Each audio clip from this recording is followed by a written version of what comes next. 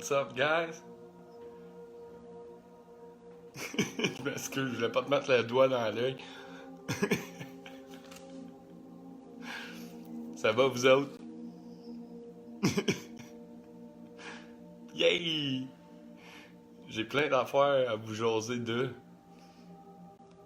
C'est tout pêle-mêle. J'ai pris des notes. Oui, j'ai lu jusqu'à 5 heures du matin hier. Que voulez-vous? C'est ça, j'étais trop excité. Fait que j'ai lu beaucoup mon livre. Fait qu'on va parler de plein de trucs, plein d'affaires, par rapport. Donc, c'était comment je voulais partir ça?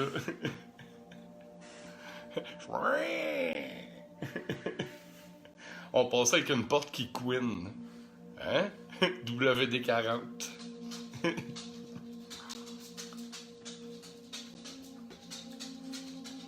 Et Méo qui fait ses griffes sur le plancher. Tu vois? C'est full zen. Donc,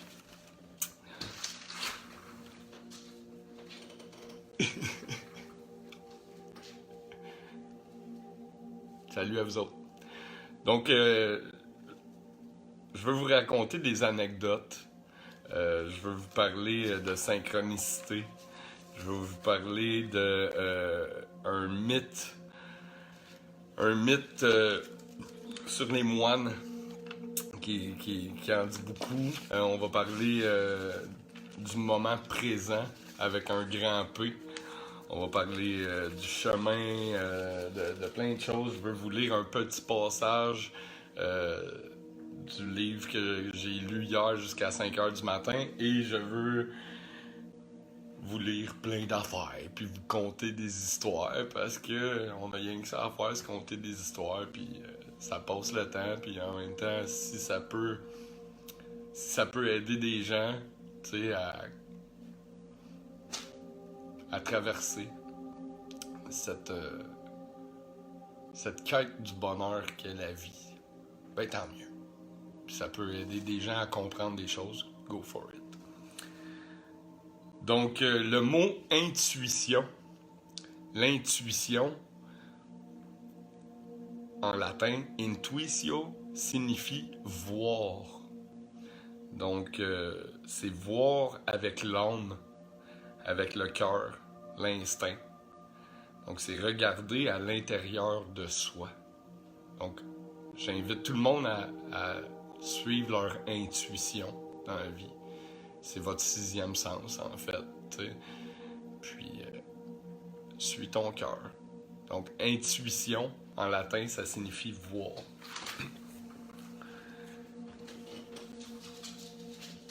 Donc, le quartz peut contenir de l'information et transporter de l'information, en fait. On s'en sert pour faire de la fibre optique et des puces informatiques. Donc, elle peut vraiment transporter et contenir de l'information, le quartz. D'où la légende des crânes de cristal, hein, qu'on a retrouvé en archéologie. On a trouvé, tu sais, la légende de Indiana Jones, ben c'est pas une légende, là, c'est vrai. On a trouvé des crânes de cristal qui ont été pratiquement taillés au laser, hein, et ils pourraient très, très bien contenir de l'information. Ou transporter de l'information. You know? Donc le quartz, c'est une pierre qui est très, très spéciale. Hein? Et c'est toujours en constante évolution. Je vais vous montrer, j'ai pris des photos aujourd'hui de ce crâne de cristal, puis on voit quasiment son cerveau dedans.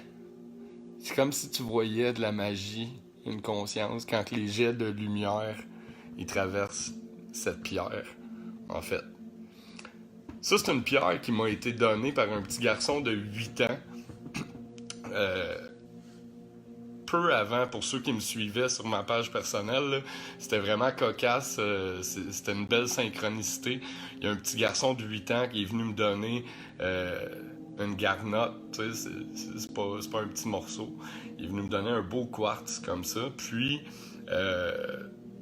la semaine d'après, je faisais 600 km pour aller à Chicoutimi. Puis rendu là-bas, j'avais trouvé une boîte de livres flambant neuve qui traînait sur un banc de parc. Dans un parc. Donc j'ai fait comme 6 heures, 8 heures de route, me rendre à Chicoutimi. J'arrive là-bas, je marche dans un parc, je trouve une boîte de livres qui parle de conscience universelle, de conscience rationnelle.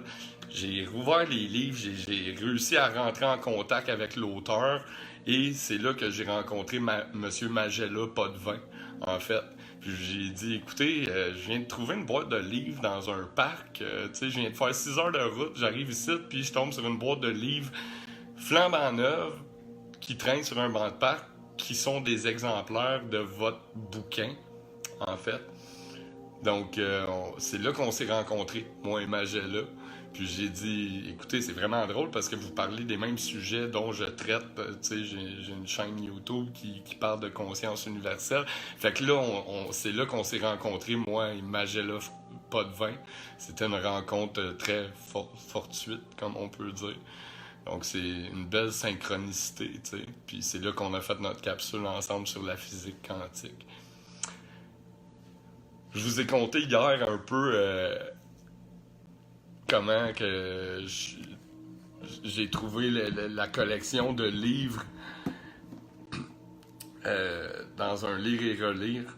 Ben en fait, ça aussi, il y a une belle synchronicité parce que c'est ma mère qui est allée visiter la boutique à une de ses amies qui, elle, a un magasin de livres usagés.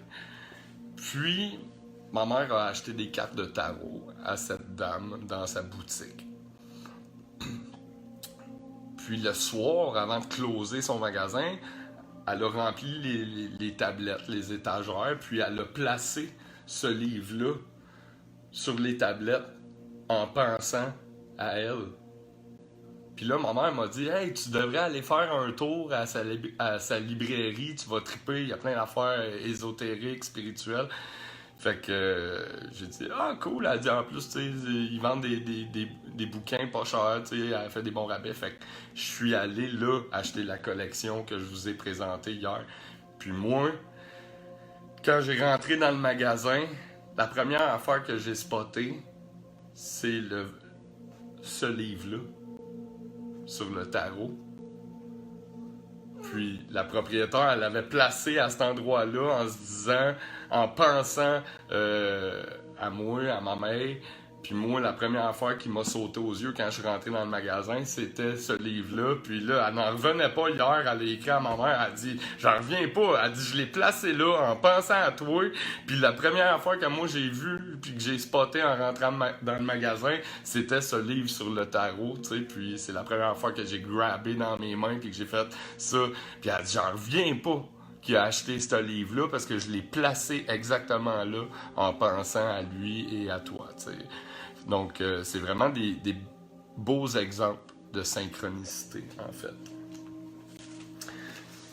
Vous savez, je vous parle souvent de musique, de son. Donc, tout est vibration. Quand on dit tout est vibration, en fait, il y a comme deux choses très importantes dans l'univers qui nous entoure. C'est le son et la lumière. Donc, c'est deux forces très créatrices. Et dans toutes les religions, on parle du son originel. Donc, c'est le son, c'est les vibrations qui seraient à l'origine de l'univers. Donc, si on est... Vous voyez, tu sais, puis ce que j'aime du bouddhisme et de l'hindouisme, c'est que c'est des philosophies de vie. C'est pas des religions monothéistes où ce qu'on parle d'un seul Dieu ou blablabla. Non. C'est pas ça. C'est des philosophies de vie. Donc, c'est pour ça que j'ai bien de la misère avec les religions monothéistes, en fait. le christianisme et tout. Vous savez, le Québec, c'est très jeune. Ça a juste 500 ans, puis on va en parler plus tard, là. Donc, le christianisme aussi, c'est très jeune. Ça a juste 2000 ans, là. Tandis que les Tibétains, l'hindouisme, le bouddhisme, ça a 5000 ans, ça, d'histoire, tu comprends? Donc, si on examine les doctrines de diverses religions et écoles spirituelles de la planète, on remarque le rôle primordial du son dans la création du monde. Donc, dans la Genèse, on dit qu'au commencement était le Verbe. Le Verbe, c'est le mouvement, c'est l'action, la parole. Le Verbe, c'est un son. Donc, c'est le son original créateur. Hein? Dans les Védas hindous, on dit au commencement fut Brahman, avec lui vint la parole, et la parole était Brahman. Les anciens Égyptiens croyaient que le dieu Thoth avait créé le monde uniquement avec sa voix. Les traditions arborigènes australiennes, le son du didgeridoo était responsable de la création du monde. Donc c'est le Om. Donc c'est le son originel, tu comprends? Même dans les traditions aborigènes australiennes. Dans de nombreuses légendes africaines, on raconte que l'origine du monde était un bruit. Donc, on retrouve ça dans toutes les anciennes religions. Donc, c'est pour ça que je vous dis souvent que tout est vibration et que le son, la musique, hein, les fréquences, sont à l'origine de la création. Rendu là, c'est à vous de tirer vos propres conclusions. Donc, il y a deux choses très importantes dans notre univers, le son et la lumière. Et c'est des énergies renouvelables. Si on pouvait condenser toute l'énergie acoustique de la Terre, on pourrait très bien émettre un signal, un son de lumière, un jet de lumière, tu sais. Et la lumière elle-même, c'est une forme d'énergie renouvelable, éco-énergétique, qui est loin devant l'énergie fossile. Donc, je vous disais, le christianisme est très jeune, tu sais, tandis qu'il y a des religions qui sont beaucoup plus vieilles, comme, tu sais, ça remonte tout à l'Égypte antique, en fait, là. Vous savez, le Québec, ça a juste 500 ans. Toutes les civilisations sont nées près d'un grand fleuve. Hein? L'eau, source de vie. Comme respirer, d'ailleurs. Donc, toutes les civilisations sont nées près d'un grand fleuve. On dit que le berceau de l'humanité, c'est le Nil. Hein?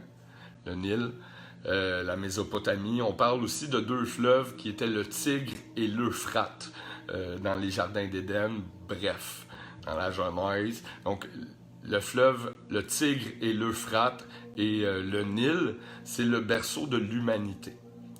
Le berceau de l'Antiquité, c'est la mer Méditerranée. Hein? Donc là, on a toutes les autres civilisations gréco-romaines, la mythologie grecque, l'Italie, la Grèce. Donc ça, c'est le berceau de l'Antiquité. Et on dit que le berceau du Nouveau Monde, c'est le fleuve Saint-Laurent. C'est la terre promise. C'est le berceau du Nouveau Monde. C'est la plus grosse porte d'entrée dans le continent. Hein? Donc, tu as le berceau de l'humanité, qui est le Nil, le Tigre et l'Euphrate, le berceau de l'Antiquité, la mer Méditerranée, et le berceau du Nouveau Monde. Donc, l'Amérique, c'est très jeune. Ça a juste comme... Ben, à moins qu'on parle des Arborigènes, des Indiens, les Amérindiens, les Incas, les Maztèques, les Incas, les Mayas, les Aztèques. Mais je parle... L'Amérique colonisée est très jeune. Ça a juste 500 ans, tandis que le berceau de l'Antiquité, comme la Grèce, Rome, ça a 5000 ans. Là. You know? Et toutes ces mythologies-là disent un peu la même chose. Tu vois? Hein?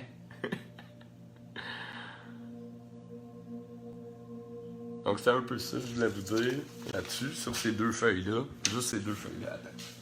Donc, on a beaucoup à apprendre, first, de la nature qui nous entoure et des autres civilisations, des anciennes civilisations. Faut pas rester fermé à une seule idée, et encore moins à une seule religion monothéiste. Non, je pense qu'il faut aller étudier tous les champs, tu sais, puis faire sa propre idée, forger sa propre opinion. Puis je vous jure, vous allez vous rendre compte qu'ils chantent toutes la même chanson, puis qu'ils disent toute la même histoire. Hein. Je viens de vous le dire, les brahmanes hindous, lui, l'autre c'est le didgeridoo. Tu sais, c'est de la musique, c'est des sons, des vibrations. Tout est vibration. Donc, il y a une unité qui s'appelle les unités Bovi, qui calculent le champ vibratoire des objets, des gens, des choses. Donc, j'invite les gens à faire des recherches sur les unités Bovi, B-O-V-I-S. Et aussi à faire des recherches sur le code Grabavoy, qui parle beaucoup de numérologie. Lorsque j'avais mis les fréquences à Tesla en ligne, puis tout, il y a du monde qui était comme « Wow, c'est le code Grabavoy fréquentiel », tu sais, là, donc Grabavoy, il a fait beaucoup de recherches en numérologie, tout comme moi d'ailleurs. Donc, je vous invite à peut-être aller étudier ces recherches. Unité Bovi, code Grabavoy. Je veux vous lire un petit passage de ça, vite fait, puis après ça, je veux vous raconter un petit mythe vraiment, vraiment inspirant. Hein?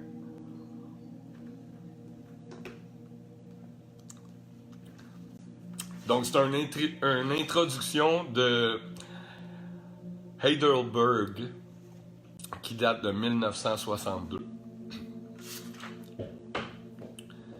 L'édifice de l'univers, si bien structuré en apparence que les manuels ont présenté à tant de générations, s'est mis à vaciller au cours des dernières décennies.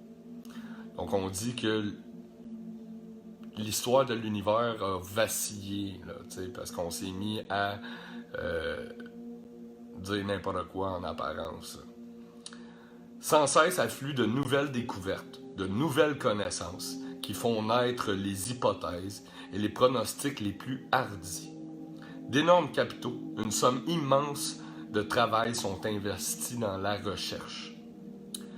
Même si ce n'est pas toujours ceux qu'on considère comme les spécialistes qui obtiennent dans leur branche les résultats les plus surprenants. L'ère des découvertes est faite au hasard et a jamais révolu. Donc ça, c'est très important. Ce qu'il vient de dire, c'est que la plupart des découvertes qui ont été faites dans le monde, ils n'ont pas été faites par des spécialistes d'une certaine branche ou un certain domaine. Souvent, c'est quelqu'un d'extérieur. Souvent, c'était essai-erreur. Souvent, les découvertes ont été faites par erreur, là. Donc, ça, c'est très important de comprendre ça. Tu comprends? Parce que j'essaye d'aider bien du monde, puis on dirait que parce que j'ai pas de diplôme, puis que je suis pas spécialiste ou whatever, dans certaines branches qui n'existent pas, mais gars, c'est ça. Tesla, il a passé pour un clown toute sa vie, puis il a fait rire de lui toute sa vie. Hein? Velipovsky, qui était psychanalyste, il a fait des découvertes en astronomie, il a passé pour un cave, il s'est fait ridiculiser par la science, par les spécialistes de leur domaine. Mais pourtant, ça a été le premier à dire que la planète Vénus était la seule planète qui tournait dans le sens contraire des aiguilles d'une montre. T'sais? Fait que je tiens à dire que c'est ça. La plupart des découvertes ont été faites au hasard et n'ont pas été faites par des gens qui étaient spécialistes de certains domaines. Aujourd'hui, plus que jamais, le chercheur doit avoir des connaissances très vastes et dans plusieurs disciplines. L'astronomie, la physique, la chimie, la géologie, la biologie dépendent les unes des autres et résolvent ensemble des questions auxquelles jusqu'ici on ne pouvait répondre que par des hypothèses. Donc quand je dis c'est important que ça fasse une science, que les spécialistes de chaque domaine se parlent, ben c'est parce que c'est la science de l'univers, du cosmos. Hein? Donc quand on divise les sciences, c'est comme des sectes. C'est une section de. Donc la chimie, c'est une section de la science de l'univers. La biologie, c'est une section de. Donc, parlez-vous. Hein? Ceux qui se trouvent en première ligne sur le front de la recherche ne sont pas moins exposés qu'un directeur financier ou qu'un grand industriel. Et ils sont tout aussi responsables que les hommes d'État qui utilisent les résultats pratiques de leurs expériences à des fins guerrières militaires. Donc, à chaque fois qu'il y a eu des grandes découvertes dans l'histoire, les hommes politiques s'en sont servis à des fins militaires. Hein? Je l'ai dit souvent. Quand Einstein a découvert la particule des atomes, ils ont fait des bombes atomiques avec.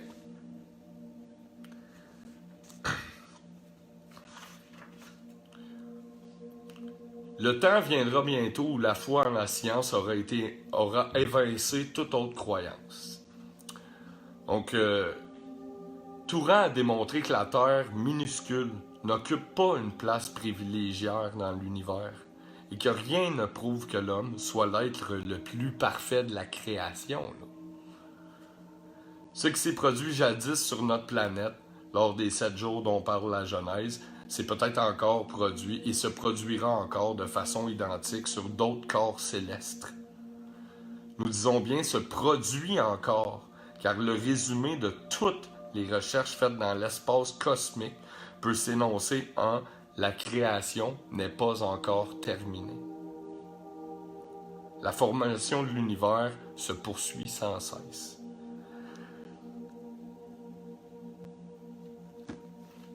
Donc, nous sommes tous encore témoins de la création. À chaque jour, il y a des étoiles qui naissent et des étoiles qui s'éteignent. Il en va de même pour les hommes. You know? Donc, le plus grand savoir, c'est de savoir qu'on sait rien. You know? C'est vraiment ça. Bon. Hein? On sait rien, là.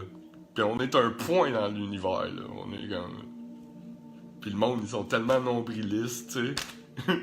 Ils sont centrés sur leur petit ego. Tant mieux. Un jour, peut-être, qu'ils grandiront. Donc, on est tous, en tant qu'individus, la somme de notre passé, de notre présent et de notre futur. Hein? Être dans le présent avec un grand P, là, ça veut dire quoi? Être dans le moment présent. Là. Ben, c'est se détacher de notre passé, de nos souvenirs. Faut que tu oublies. Si tu veux être libre, faut que tu oublies tes vieilles rancunes, ton passé douloureux, tes souvenirs. Et tes aspirations, qui est ton futur, tes désirs, tes aspirations. Donc, quand on veut quelque chose ou qu'on s'attache à notre passé, t'es pas dans le moment présent avec un grand P. Donc, la liberté, c'est se détacher de nos croyances, de nos désirs, de nos aspirations et ambitions, en fait. T'sais. Donc, il y a une belle petite légende. C'est un moine, dans le fond. Un moine dans une barque. Il est dans son bateau, le moine. Puis, il médite dans sa barque. Et un moment donné, il se fait bousculer parce qu'il s'est fait rentrer dedans par un autre bateau. Et là, il a senti la colère monter en lui. Parce qu'il y a un élément extérieur qui est venu perturber sa tranquillité. Et quand il s'est ouvert les yeux, il s'est rendu compte que la barque était vide. Que c'était une barque à la dérive. Donc il a compris que sa colère venait de l'intérieur. Et non pas des objets ou des événements extérieurs. Parce que la barque était vide. Fait qu'il s'est fâché tout seul. Donc c'est important de comprendre que c'est important de ne pas se laisser atteindre par les chocs extérieurs, en fait. Les gens qui vivent la colère, c'est eux autres qui la vivent. C'est eux qui la produisent, qui la créent. Donc je trouvais que c'était une belle métaphore, une belle parabole. J'avais un moment donné, j'avais mis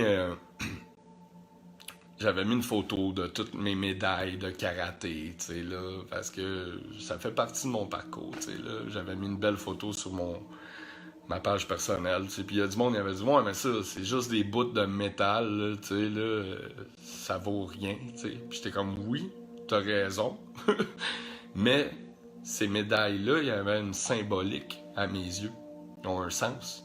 Pour moi, ils représentaient des années de persévérance et d'acharnement, tu sais. Donc, le chemin est toujours plus important que le résultat. Parce qu'un coup que tu as atteint ton objectif, c'est juste un résultat, là. Mais le chemin, le parcours pour y arriver, c'est ça qui vaut vraiment quelque chose, tu sais. Puis on traverse tous des temps difficiles, des temps durs. Faut s'acharner, tu sais. Quand je m'entraînais, j'ai mis beaucoup d'efforts pour pour me rendre là, à la destination où ce que je voulais me rendre. Un coup que tu l'as atteint, ben c'est important de se donner des nouveaux défis. Mais comprenez que le chemin, le parcours est beaucoup plus important que le résultat final, parce que c'est ça qui t'a fait grandir et cheminer. Puis, dans le mot destination, il y a le mot destin. Donc, on a tous un destin collectif, social. Comme je le dis souvent, ça serait bien que l'humanité se donne un but, une direction commune, collective.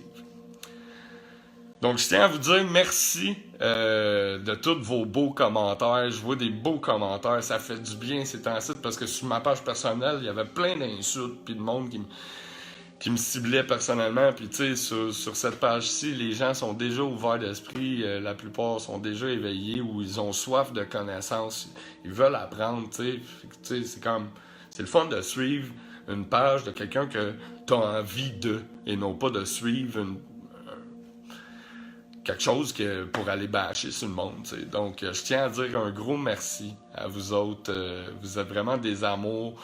Vous êtes cool. J'ai lu plein de beaux commentaires des messieurs qui me disent « Écoute, tu me fais rire, tu me fais étudier, tu me fais pleurer, tu me fais penser, tu me fais réfléchir, tu m'amènes à me poser plus de questions. » Donc, c'est important qu'on se pose des questions, tu sais, là, puis... c'est ça qui va faire avancer la société, en fait. Fait qu'un gros merci à vous autres, du fond du cœur, pour vos beaux commentaires. Ça me touche énormément. Puis je vais continuer de travailler fort pour essayer d'élever la conscience sociale et collective. Puis j'ai vu, il y a quelqu'un qui m'a dit « Hey, ça serait bien que tu nous donnes ton top 100 de tes livres préférés. » Comparative. Ben, comme j'avais fait avec mon top 100 documentaire, ouais, t'as raison, je ferai une capsule bientôt avec tous les livres qui m'ont inspiré le plus, puis on fera une capsule, une chronique littéraire de tout mon top 100, mes meilleures lectures à lire, là. Donc sur ce, c'était juste un peu de tout et de rien, mais je vous aime fort. Je vous souhaite une merveilleuse soirée. Puis je m'en viens bientôt là, avec cette capsule-là. Là. Je m'excuse. Là, je fais des petits lives, là, je suis pas chez nous, là, mais. Bonne soirée à vous autres. Rock on. À bientôt.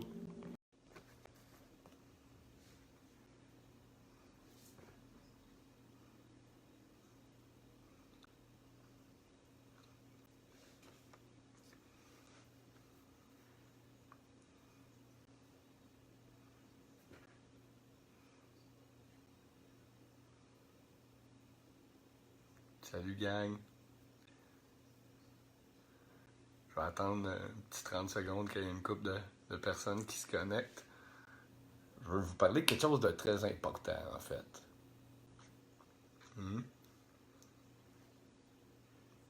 Ça va être un tout petit live, mais c'est super important.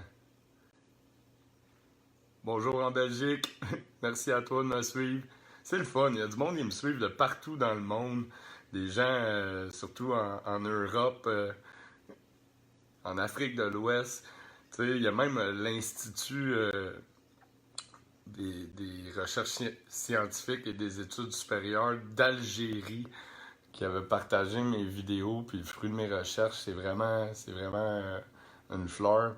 Merci beaucoup à tous ces gens qui me suivent aux quatre coins de la planète. Hein. Il y a beaucoup de monde, je sais, en Suisse, en Belgique, en France, en Bretagne, en Afrique de l'Ouest. Donc, c'est super cool. Merci, vous êtes génial. Bon, hein, on passe ça avec une petite blague. J'avais fait un post un moment donné, j'avais dit, OK, là, les oiseaux, pas le droit de chanter avant 8 heures le matin. Sinon, je vous donne tout un ticket. Il va être 8 heures. Ah ouais, tous les oiseaux dans leur cage. Si je vois un oiseau voler après 8 heures, je lui donne un ticket. Pour vrai, je pense que s'il serait capable de le faire, il le ferait. Oui, c'est beau, c'est le fun, ça. J'aime ça. Le monde, ils m'écrivent de où est-ce qu'ils sont. Abitibi, Lévis. Cool. Je vais vous parler un peu de ce que je suis en train d'essayer de mettre en place au Québec avec un comité scientifique et tout et tout. Hein? Donc, je le sais que toutes les compagnies énergétiques vont vouloir ma tête. Mais c'est pas grave, ça me dérange pas. Vous savez, Einstein a dit qu'il y aurait assez d'énergie dans 1 mètre cube d'espace vide pour faire bouillir tous les océans du monde entier. Donc c'est assez important là, ce qu'il a dit. Ça serait le fun qu'on se pose sur la question. Donc Einstein a dit qu'il y avait assez d'énergie dans 1 mètre cube pour faire bouillir tous les océans du monde.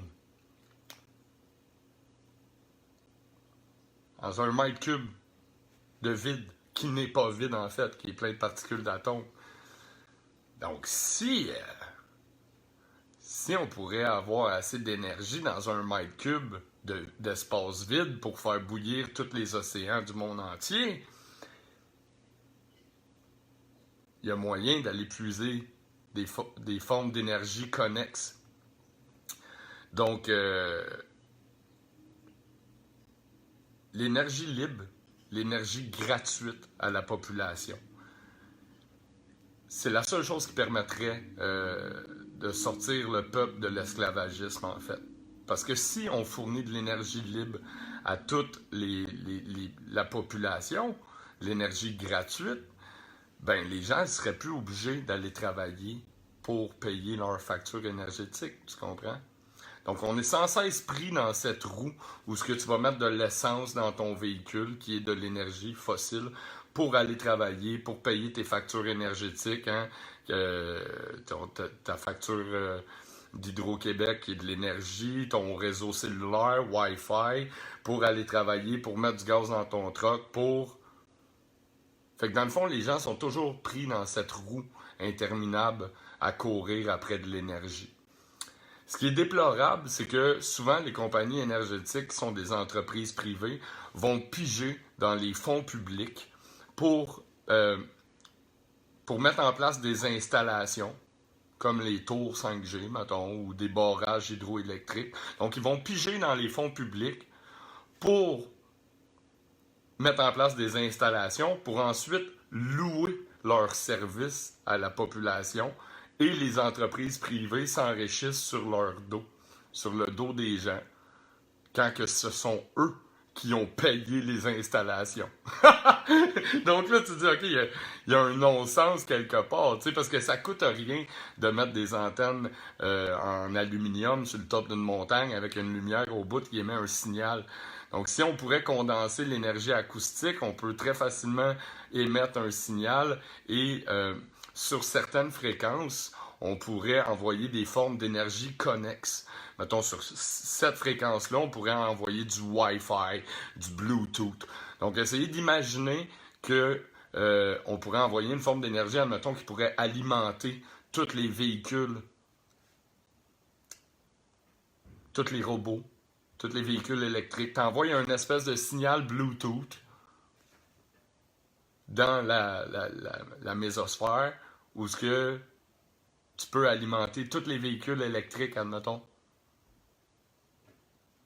Donc, c'est des formes d'énergie connexes qu'on pourrait envoyer dans différentes fréquences, comme du Bluetooth, du Wi-Fi, de l'électricité, par exemple. Et on pourrait donner ça, on pourrait fournir cette énergie-là. Tu sais, un coup que les installations sont payées, au lieu que ces installations-là appartiennent à des entreprises privées puis qu'on loue les services, ça devrait être à la population, puis on pourrait fournir de l'énergie libre, gratuite, tu comprends? Et les gens, le peuple, seraient libérés de l'esclavagisme et pourraient vaquer à leurs occupations quotidiennes et faire ce qu'ils veulent. Hein? Cultiver leur petit lopin de terre puis leur jardin. Donc, c'est vraiment ça. Puis moi, en fait, ce que je suis en train de faire ici au Québec, c'est que je suis en train d'essayer de mettre sur pied un comité scientifique de plein de gens qui ont travaillé sur l'énergie libre au Québec, qui ont peur de sortir de l'anonymat parce qu'ils ont toute peur de se faire crisser une balle dans la tête, hein? Mais moi, j'ai pas peur, you know? Fait que ça me dérange pas. Fait que j'avais dit, quand je m'étais assis avec Stéphane Blais, on a jasé ensemble, puis j'ai dit, tu sais, si on serait le premier parti politique à prôner de l'énergie libre et gratuite à la population, c'est sûr que tu vas avoir tous les votes, là. Il n'y a pas personne qui veut voter contre l'énergie libre, tu comprends? Fait que j'avais dit, ce serait bien qu'on mette un conseil scientifique au sein d'un parti politique qui pourrait être le premier parti politique à prôner l'énergie libre au Québec. Donc, c'est ce que je suis en train d'essayer de faire et de mettre en place ici au Québec pour essayer de libérer le peuple, en fait, de cette roue interminable où ce qu'on fait juste courir après de l'énergie. Donc, c'est un peu ça. C'est juste ça que je voulais vous dire.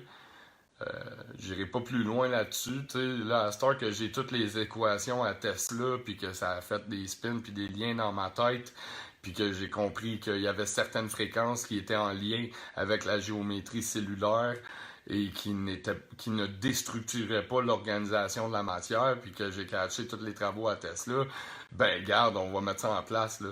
Et comme je vous dis, Einstein a dit lui-même, il y aurait assez d'énergie dans 1 mètre cube d'espace vide pour faire bouillir tous les océans du monde. Donc, tu sais, c'est un pensée si bien, là. Ça serait bien qu'on se penche sur la question.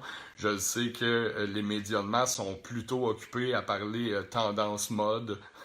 Et toi, quel genre de masque tu vas porter aujourd'hui? Tu sais, ils sont encore en train de s'ostiner sur le port du masque, là. Tu sais, oublie ça, là. On est loin de mettre sur pied des projets comme l'énergie libre, là, tu sais, puis de faire des villages éco-énergétiques. Les gens, ils s'obstinent sur des absurdités, tu sais. Fait que des fois, je me dis, on est loin, là. On est loin, mais j'y crois. J'y crois de tout mon cœur. Fait que pourquoi pas, hein? Quand on lance une idée, un jour, elle va finir par germer, grandir et fleurir. Fait que je vous aime fort. J'ai croisé, on est allé marcher aujourd'hui sur le bord de la rivière. J'ai croisé une madame de 72 ans. Elle m'a dit, moi, j'ai pas peur du COVID. Hein? Puis on a eu bien du fun, on a placoté. Elle a dit, on le sait bien qu'ils sont en train d'essayer de mettre un gouvernement mondial en place. Hein? Fait que j'étais bien content. C'est une belle petite madame, elle a mis du soleil dans ma journée. Donc, je vous aime fort. Sur ça, je vous souhaite une merveilleuse soirée. Puis, ça devrait être la Saint-Valentin à tous les jours. Hein? Parce que c'est la fête de l'amour. Exact. Puis, vous savez, ils ont commercialisé toutes les fêtes, en fait, pour vendre des produits à la population. Fait que j'encourage pas les gens à célébrer des fêtes de même, mais vous devriez célébrer l'amour à tous les jours. Ça, c'est légal. Vous avez le droit. Mais oublie pas, 8 heures dans ta cage, que je vois pas un oiseau voler, là. Sur ça, je vous aime fort. Puis, comme je vous dis, c'est ça que je suis en train d'essayer de mettre en place au Québec. Un comité de scientifiques qui vont prôner l'énergie libre. Je vous aime. Bisous. À plus. Salut, gang! Écoute, c'est rien que pour vous donner un aperçu, puis j'avais deux, trois autres affaires. J'ai comme tout le temps bien des idées là, qui popent dans ma tête. Quand je parlais avec Lucie avant hier, elle était comme toi, ça va vite dans ta tête. Donc, juste vous expliquer que le sens du mot occulte signifie le sens caché des choses. Donc, souvent l'occultisme va être associé aux choses qui sont ténébreuses ou à la sorcellerie, mais en fait, l'histoire occulte de l'humanité, c'est le sens caché des choses. Donc, c'est l'histoire cachée de l'humanité. C'est pour ça que dans ma vie, j'ai étudié beaucoup toutes les religions et aussi les philosophies de vie. Tu sais, j'ai grandi beaucoup plus dans le bouddhisme parce que j'ai grandi avec une mentalité très orientale parce que j'ai fait des arts martiaux toute ma jeunesse. Là. Pour ceux qui ne savaient pas, j'ai été champion du monde de karaté. J'ai été champion panaméricain à l'âge de 17 ans. Donc, j'ai grandi vraiment avec une mentalité qui est très orientale. Je me suis jamais senti à ma place ici en Occident, dans cette société ultra-matérialiste, parce que j'ai grandi avec une mentalité beaucoup plus bouddhiste. Ensuite, je suis allé étudier l'hindouisme, le taoïsme, l'hébraïsme, la kabbale. Et je me suis rendu compte que toutes les religions, en fait, chantent la même chanson. Hein? Donc, toutes les religions mènent à la spiritualité et la science elle-même est née de la spiritualité car elle cherche à comprendre ce qu'elle ne peut pas expliquer. Hein? Elle cherche à comprendre. Donc, avant que Newton découvre la gravité, ben, écoute, pour eux autres, la loi de l'attraction, la gravité, c'était dû à tu sais, là... En tout cas, on ne rentrera pas plus dans les détails. Bref, c'est important d'aller chercher, de puiser l'information dans toutes les plus vieilles civilisations du monde. Donc, ça, c'est une mine d'or. Vraiment. Il y a beaucoup d'informations, puis on va parler de la création de l'univers, puis c'est vraiment cool, c'est vraiment le fun. Donc, comprenez qu'on a toujours essayé de garder le peuple dans l'ignorance. Puis ça remonte à des temps très anciens. Ils ont brûlé la bibliothèque d'Alexandrie à maintes et maintes reprises. Ils ont détruit toutes les preuves archéologiques qui auraient pu expliquer peut-être l'histoire occulte de l'humanité, l'histoire cachée. Donc, on a toujours essayé de garder le peuple dans l'ignorance pour mieux le contrôler. Dans le livre que je parle, le livre de chevet d'Albert Einstein, qui est Monde en collision de Velipovsky. Velipovsky, qui est un psychanalyste qui a décrypté tous les anciens textes sanscrits. Il disait qu'on souffre d'amnésie collective. Donc, l'humanité ne veut pas se rappeler les erreurs du passé. Donc, la société souffre d'amnésie collective, tu sais. Puis, vous irez voir, j'ai fait une capsule sur le livre de chevet d'Albert Einstein, qui était un scientifique à cette époque qui s'appelait Velipovsky. Puis même Einstein était comme toi, tu viens de tout remettre en... Oui, je sais, mon garçon. Donc, peux-tu l'occuper 2 minutes? Merci, mon amour. Donc, il y a toujours eu du contrôle d'information, hein? Puis ça, les livres des éditions, c'est une série, une collection qui a été faite en 1970. Donc, c'est le fun parce qu'à ce moment-là, peut-être il n'y avait pas le contrôle de l'information qu'on a aujourd'hui. Il y a une madame qui m'a dit « Garde tes livres précieusement parce qu'à un moment donné, ça va valoir cher parce que on est rendu à l'ère du numérique, hein, avec des e-books, des livres virtuels, des livres audio. Et puis, ça leur donne la chance de contrôler encore plus l'information ou de censurer des artistes, tu sais. Hein? Donc, ça, c'est des livres qui ont été écrits en 1970, à l'époque où ce que peut-être les gens cherchaient plus la vérité que de nos jours dans la société moderne. Ce que je trouve malade et complètement cool, c'est qu'il y a les premières cartographies. Écoute, il y a la première cartographie de la Lune, de la pleine Lune. Il y a la première carte. Ça, c'est la première carte. La première cartographie de l'Amérique du Nord en 1520. Donc, c'est la plus vieille carte géographique de l'Amérique. You know? Donc, quelle année de publication du livre? Je l'ai dit, 1970. Donc, dans ces livres-là, t'as le journal intime des chercheurs. Tu sais, ils vous disent la température des océans il y a 160 millions d'années. Ils nous expliquent la formation des étoiles, comment se sont formées les étoiles. C'est écœurant, là, pour vrai. Il y a toutes les vraies informations. Pour vous donner un exemple, tu sais, on parle... je vous lis un petit paragraphe, là, mais tu sais, là, j'ai la collection complète, fait qu'on va en avoir pour 2 ans à décoder ça ensemble. Donc, examinons donc cette possibilité de la construction des éléments. Il se serait formé des neutrons dépourvus de charge électrique, dont une partie aurait donné des noyaux d'hydrogène, puis des noyaux d'éléments supérieurs, et ainsi de suite. Ce n'est qu'à la fin que se seraient constitués les éléments noyaux très grands, très lourds et très complexes. Cette théorie explique tout naturellement que la fréquence des éléments diminue quand la masse atomique augmente. En outre, au début de la série, ceux dont le poids est divisible par 4 sont favorisés.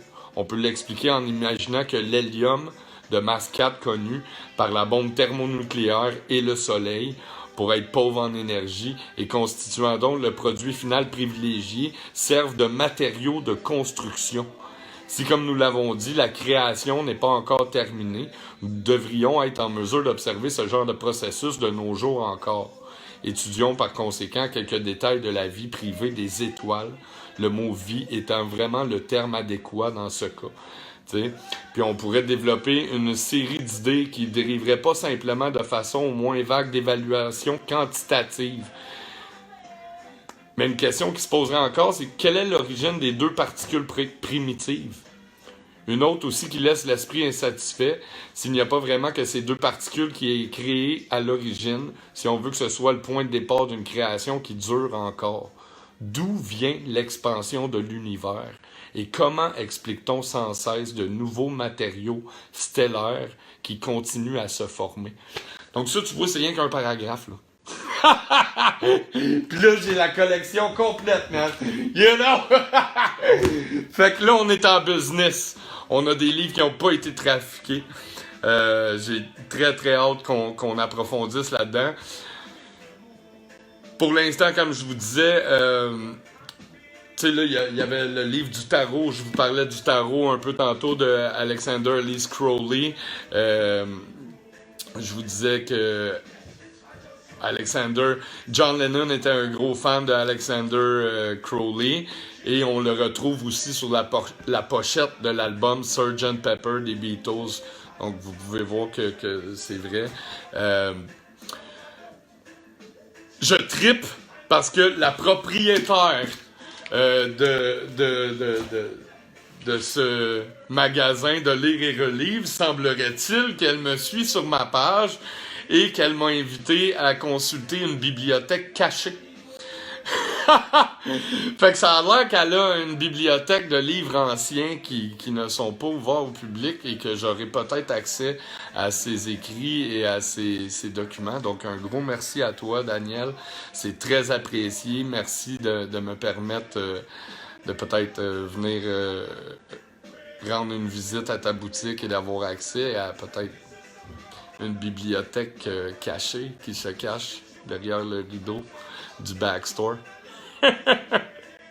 Ouais, je lis le tarot. Oui, je lis le tarot. Et je tiens à vous dire, En fait, vous savez, dans le vrai tarot qui a été fait par Aleister Crowley, il y avait 22 cartes de tarot. Ces 22 cartes de tarot sont associées aux 22 chromosomes de l'ADN. Donc, on a 23 chromosomes avec le sexe, mais le sexe ne compte pas. Donc, il y a 22 cartes de tarot, 22 chromosomes de l'ADN humain, 22 lettres de l'alphabet hébraïque, la première alphabet. Donc, puis ce que je trouve cool dans ces livres-là aussi, c'est qu'ils décryptent tous les symboles. Hein? Donc, on va avoir vraiment un cours sur les symboles. Tu sais, ça, c'est la première cartographie de la pleine lune. C'est quand même génial, là. La première map qui a été faite. Pour en revenir à ce livre-là, que je vous parle de la guérison par le son et des résonances, on va parler aussi, parce que je vous ai parlé beaucoup de hertz et tout, mais on va parler de décibels aussi. Donc, les décibels aussi sont très importantes dans la musicologie. Hein? Tu sais, comme je vous disais, il y a le pitch, la puissance du signal, la tonalité, le ratio qui est la longueur d'onde, la géométrie de l'environnement, hein, toute l'architecture de nos villes, de nos bâtiments est à revoir. Et aussi, il y a les décibels, hein, qui est la puissance du son. On va parler de résonance sympathique, en fait. Donc, la résonance sympathique, c'est quoi? C'est que chaque objet a sa propre résonance. Que ce soit un quartz, une table, une chaise, toi, chacun de tes centres énergétiques ont une résonance. Et la résonance sympathique, c'est quoi? C'est que lorsque deux objets sont sur la même fréquence, il va résonner par sympathie. Fait que si je fais vibrer un diapason qui est à 447 Hz ou 432 ou 441 et que l'autre diapason est basé sur la même fréquence, il va se mettre à résonner par sympathie. Donc, même si j'éteins lui va toujours continuer à résonner. Et c'est un peu la même chose qui se passe au niveau des êtres humains. Hein? Si moi, j'envoie une fréquence, une onde dans l'univers et que je résonne, même si moi, je m'éteins, il y a des gens qui vont continuer à vibrer sur la même fréquence. C'est la résonance sympathique. Et lorsqu'on arrive à trouver la résonance d'un élément, que ce soit un micro-organisme ou une tumeur, on peut la désintégrer. Donc, si on trouve la fréquence de résonance d'une tumeur, on peut la détruire, elle se désintègre si on envoie la même fréquence de résonance. Comme le gars qui chante sur la même fréquence d'un verre de cristal et qui fait exploser le verre de cristal.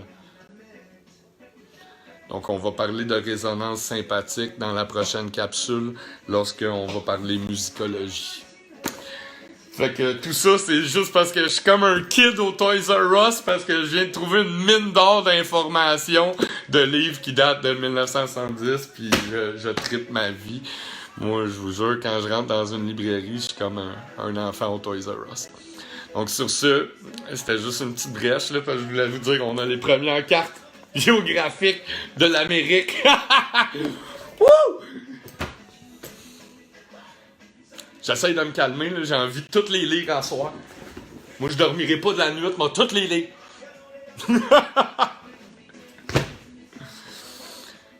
Calme-toi, Marc. On reste zen. On lâche pas. Je vous aime fort. Passez une merveilleuse soirée puis une très belle fin de semaine. Je vous reviens avec plein d'informations. À plus. Bisous.